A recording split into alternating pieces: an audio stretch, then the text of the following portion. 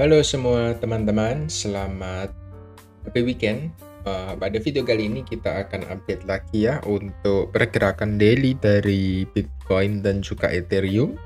Saya ingin coba update sama teman-teman ya karena ada pergerakan impulsif ya yang terjadi pada hari Jumat kemarin setelah berita NFP dan juga unemployment rate itu dirilis ya. Singkatnya, hasil dari news event yang terjadi kemarin itu menunjukkan bahwa Amerika itu mengalami penurunan ya dalam jumlah data ketenaga kerjaan ya. Lalu yang kedua, dari earning per jamnya juga turun. Lalu yang ketiga, apalagi ya satunya itu saya lupa. Yang penting ada 3 data yang dirilis dan semua itu menunjukkan bahwa Amerika itu sedang tidak baik-baik saja. Jadi US dollar itu menurun sangat tajam ya setelah berita tersebut dirilis, dan mayoritas pair-pair yang berkorelasi dengan US dollar itu mengalami apresiasi, tidak terkecuali dari Bitcoin itu sendiri ya. Setelah berita NFP dan kawan-kawan itu dirilis, market cenderung naik sekitar 6,5% per hari Jumat itu ditutup ya. Jadi ada banyak hal yang bisa kita bahas ya. Jadi langsung aja. Sebelumnya saya ingin infokan sama teman-teman bahwa kita ada grup Discord secara free. Anda bisa join ya. Caranya cukup mudah. Hanya perlu klik link yang ada di pin komen. Saya lebih sering untuk update di sana ya, baik untuk Bitcoin, Ethereum, dan juga altcoin. Biasanya saya setiap hari untuk update di sana.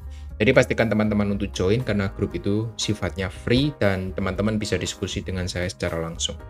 Oke, langsung aja kita akan coba cek ya untuk potensi closing di weekly time frame dulu yang pertama. Kita lihat untuk weekly time frame ini memang masih belum closing ya, sekitar 2 hari lagi baru dia tutup hari. Kita lihat masih hari Minggu ya, dia tutup Senin pagi ya, kita tutupnya. Jadi masih ada 2 hari lagi. Dan saya lihat ini bukan satu hal yang pasti, tapi apa yang terjadi sekarang per video ini dibuat itu cukup menarik ya, bahwa Bitcoin itu berhasil ya mempertahankan area major supportnya di 62.000 ya. Setelah dia itu sempat fake out ke bawah, ini menandakan apa sih? Menandakan bahwa market itu yang terjadi selama ini ya, semenjak kita drop dari bulan April tanggal 1 sampai dengan hari ini, kita lihat, saya coba zoom in ya. Kalau teman-teman bisa lihat, ini selalu ada ekor-ekor yang terjadi ya. Ini menandakan apa sih ekor-ekor ini? Bentar ya. Ini menandakan apa sih ekor-ekor yang terjadi di...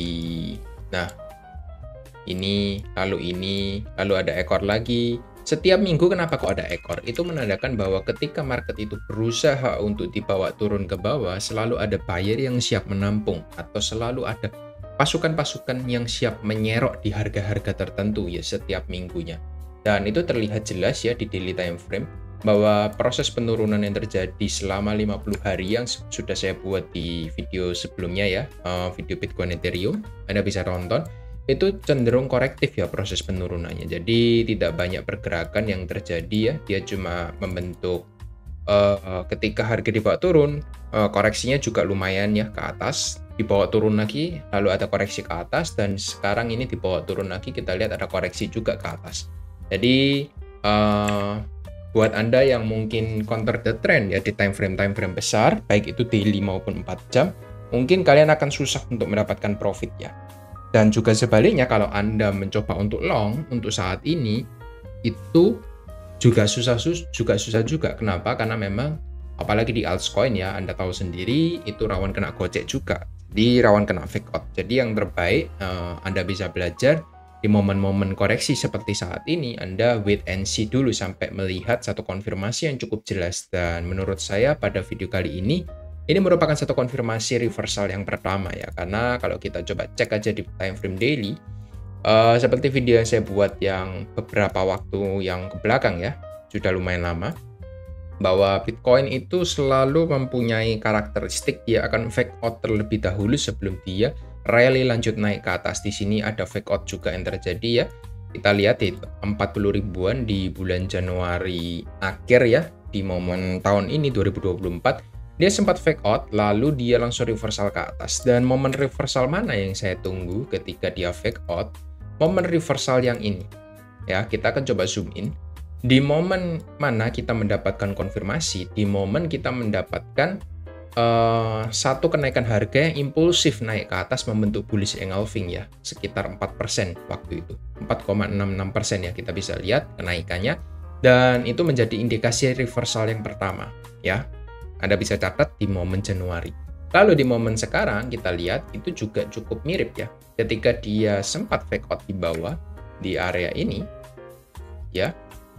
Saya nggak bilang itu fake out ya yang pertama, bahkan saya sempat infokan market itu berpotensi untuk retest dulu 62 lalu dia drop lagi ke 55.000. Ini belum saya hapus ya, waktu itu saya buat untuk proyeksi saya, karena memang saya lihat di 4 jam secara tren strukturnya masih bearish ya saya lihat. Jadi saya cuma berasumsi proses koreksi yang terjadi itu hanya sebatas di mungkin Fibo 50%, setelah itu dia akan reject kembali ke bawah. Tapi yang terjadi sekarang dia malah overlap ya, dia masuk ke 618, dan apabila dia bisa terus melanjutkan sampai ke 786, maka besar kemungkinan kita akan segera mendapati yang namanya reversal market seperti itu. Tapi saya nggak mau terlalu berspekulasi karena memang kita belum closing secara weekly. Saya ingin bahas closing daily aja yang pertama ya. Di closing daily kita lihat ya, ini merupakan satu indikasi awal, reversal awal yang bisa kita lihat. Fake out sudah terjadi, bullish engulfing pun juga sudah terjadi di sana. Mirip-mirip kejadian seperti di bulan Januari kemarin. Satu kick hijau tendangan yang sangat kencang ya, sekitar 4%, ini juga terjadi di momen Jumat kemarin sekitar 6,47% ya. Kita belum melihat proses penguatan yang begitu besar ya semenjak 1 bulan ke belakang ya, kecuali di momen-momen ini aja ya kita lihat ada penguatan besar ketika ada first dump pertama kali ya di bulan Maret itu. Setelah itu kita belum pernah melihat ya market itu menguat sebesar 6% dalam satu hari ya. For the first time kita lihat ini yang pertama kali. Jadi semoga proses penguatan ini bisa menjadikan konfirmasi kita. Dan buat teman-teman yang masih belum entry dan masih punya posisi yang sedikit ya di market crypto dan ingin entry lebih ya, atau ingin mengikuti bullrun market kali ini, saran saya, not a financial advisor ya, tapi ini teman-teman bisa manfaatkan sebagai pembelian buy on weakness-nya. Kenapa?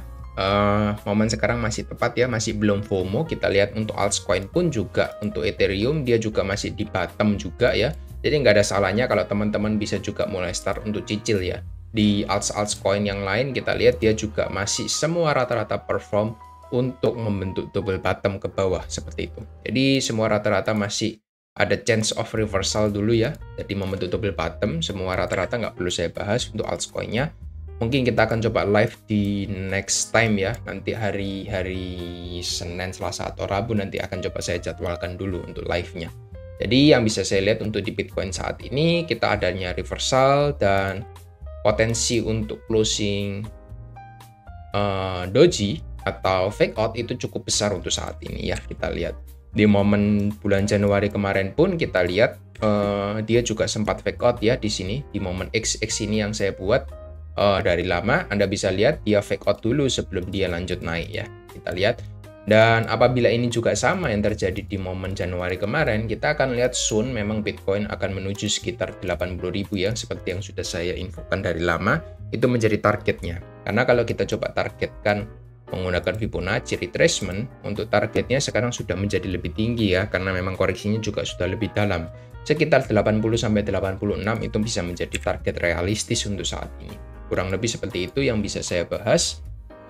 Untuk challenge dari time frame kecilnya, saya coba melihat ya bahwa Bitcoin itu sekarang sedang koreksi ya. Ini masuk ke area 78618 ya, di area golden ratio, dan kita masih harus menunggu ya, karena memang kita secara trend overall itu masih belum menunjukkan reversal ya, kecuali ada satu challenge yang dia perlu break ya di area sekitar ini. Ini merupakan kunci ya dari Bitcoin untuk melanjutkan rally-nya. Dia harus change of karakter di sekitar 66.000 sampai maksimal 67.000 lah. Dia harus bisa break dari 67.000. Ketika dia berhasil break dari sana dan retest sedikit, ini menunjukkan bahwa market itu siap kembali untuk rally kembali. Kurang lebih seperti itu. Teman-teman bisa coba cek sendiri nanti, tapi ini merupakan indikasi yang awal yang cukup bagus ya menurut saya di minggu ini. Saya juga nggak expect untuk di closing weekly dia bisa rebound dengan cukup impulsif mempertahankan major supportnya. Kurang lebih seperti itu. Lalu ketika kita coba cek dominansia kemarin juga ikut nanjak ya, ketika market itu rebound, dia juga nanjak untuk reclaim area supportnya. Jadi ya mungkin nanti kita akan melihat dalam beberapa saat ketika Bitcoin itu mengalami pumping, mungkin untuk altcoin-nya bisa kurang dapat exposure dulu ya. Bitcoin masih akan mengoverlap dari altcoin termasuk Ethereum. Kurang lebih seperti itu yang bisa saya infokan. Untuk Ethereum Bitcoin saya lihat ya sejalan dengan dominasinya yang naik ya. Dia juga terkoreksi dari area resistennya cukup dalam, sekitar berapa persen ini? 4% ke bawah. Ini menunjukkan bahwa dominasi dari Ethereum penguatannya nggak terlalu kuat ya. Ini ditunjukkan sekitar dia cuma naik 3,9%, nggak sampai 4% ya. Sedangkan untuk Bitcoin kemarin dia naik 6% lebih ya, tapi nggak masalah lah, kita masih dapat exposure juga yang penting. Dan untuk Ethereum sih saya lihat masih sideways dan cenderung membentuk double bottom juga di area support kuat di sekitar 3000. Kita masih berharap bahwa dia bisa reclaim area 3280 untuk yang pertama. Lalu untuk weekly potensi closingnya dia juga membentuk hammer ya, atau potensi mempertahankan area support kuat di 3000-nya. Jadi semua rata-rata untuk market Bitcoin dan Ethereum itu juga cukup bagus untuk pergerakannya. Tinggal kita lihat untuk follow up-nya ke depan seperti apa. Untuk total 3 saya lihat juga sama, dia rebound dari area supportnya, membentuk hammer mempertahankan area krusial yang sudah kita infokan berkali-kali di 640 miliar dolar. 640 ini merupakan area penting karena area flipping support dan resisten di sana ya. Kalau teman-teman bisa lihat ini ada area support ya yang terjadi semenjak 2022 sebelum dia drop yang parah. Jadi ini saya katakan ini area krusial ya. Kalau kita tarik ke samping lagi, ini juga ada area resisten sebelumnya. Resisten, support, dan sekarang menjadi area support yang baru kita lihat. Untuk weekly-nya dia juga berusaha bertahan selama 4 minggu ke belakang. Jadi teman-teman bisa perhatikan juga untuk area closing di minggu ini, apakah bisa bertahan di 640 atau tidak di minggu ini. Kurang lebih seperti itu yang bisa saya bahas ya. Tapi menurut saya ini sudah valid untuk swing low, jadi harusnya double bottom itu bisa terjadi dan market altcoin bisa kembali untuk rebound lagi ke atas ya. Jadi sudah saya bahas semua untuk Bitcoin dan juga Ethereum. Lalu yang saya dapat data terbaru dari ETF flow di hari kemarin ya, per market itu sudah mendapatkan informasi news ya dari unemployment rate dan juga NFP, bahwa market dari US itu kurang baik-baik saja. Dan itu indikasinya apa sih? Indikasinya the Fed itu harus ya melakukan cut rate ya di tahun ini. Saya nggak tahu di kuartal 3 atau kuartal 4, tapi yang pasti market itu tidak baik-baik ketika the Fed itu mempertahankan suku bunga di 5,5% dalam jangka waktu yang lebih lama lagi, mungkin di tahun depan. Mungkin resesi dari Amerika itu bisa terjadi, dan kita lihat ketika inflasi itu tidak segera turun, itu yang namanya nanti stagflasi ya, bahwa ekonomi itu daya beli tidak ada, inflasinya tetap, tapi suku bunganya juga tetap tinggi. Jadi agak dilema juga, mau dinaikkan kita akan mengalami stagflasi, tapi ketika diturunkan, ketika inflasi masih belum terjaga dengan baik, bisa terjadi atau potensi hyperinflation. Jadi the Fed itu masih maju mundur juga ketika ingin cut. Mereka masih wait and see, dan data kemarin menunjukkan bahwa market di US sedang tidak baik-baik saja. Jadi market-market yang beresiko itu cenderung terapresiasi, dan ini juga ditunjukkan bahwa ya, kita lihat, Anda bisa zoom in ya, bahwa market semua itu kemarin mengalami institusi itu mengalami surplus ya, atau mereka akumulasi kembali. Bahkan GTBC pun for the first time ya, semenjak ETF itu di-approve, dia mengakumulasi juga sekitar 63 miliar dolar. Ini ya kita lihat maksimum. For the first time dia akumulasi 63. Untuk BlackRock saya masih belum lihat dia akumulasi berapa, tapi menurut saya ini indikasi yang cukup positif juga ya, karena saya belum pernah melihat GTBC itu juga akumulasi ya semenjak tabel ini dibuat, mungkin dari bulan Januari kemarin. Ini for the first time dia juga akumulasi. Jadi teman-teman bisa coba perhatikan juga ya momen-momen reversal. Dan kemarin angka inflow-nya juga lumayan, 330 miliar dolar ya. Mungkin ini yang pertama ya terbesar semenjak bulan April kemarin. Jadi indikasi yang cukup positif lah di awal Mei, meskipun ada isu sell in May and go away ya, di tanggal 1 kemarin ini sell in May beneran, Tapi di tanggal 3 kita melihat malah sebaliknya, setelah berita news itu dirilis, menurut saya market itu cenderung untuk menunggu berita itu dirilis dulu, baru institusi make a move lagi gitu. Kurang lebih itu yang bisa saya sampaikan sama teman-teman dari ETF flow-nya. Lalu kalau kita coba cek dari liquidation heat map-nya, sebentar ya. Untuk liquidation heat map, saya coba tarik ke 1 minggu ke belakang. Market itu langsung mengapresiasi ya. Wait. Nah, kita lihat di sini liquidity sweep untuk sell side-nya sudah kena semua ya di atas ini, lumayan gede. Tapi kita melihat sekarang mulai banyak orang yang spekulasi untuk ambil long ya. Jadi hati-hati buat teman-teman, ada area long yang bisa dilikuidasi cukup besar di sekitar 61 sampai 60.000. Teman-teman bisa coba perhatikan juga untuk area sana 61 sampai 60.000. Menurut saya kalau market itu koreksi dulu ke area sana untuk ambil liquidity itu masih cukup sehat ya. Dia koreksi ke 60 baru dia kembali lanjut naik, itu masih cukup oke.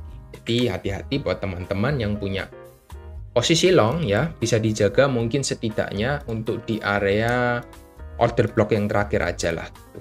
Kalau misalnya teman-teman terlalu jauh untuk pasang di low yang terakhir di sekitar 56, teman-teman bisa coba pasang di sekitar 58.000 untuk area stop loss-nya ketika ingin coba melakukan long posisi.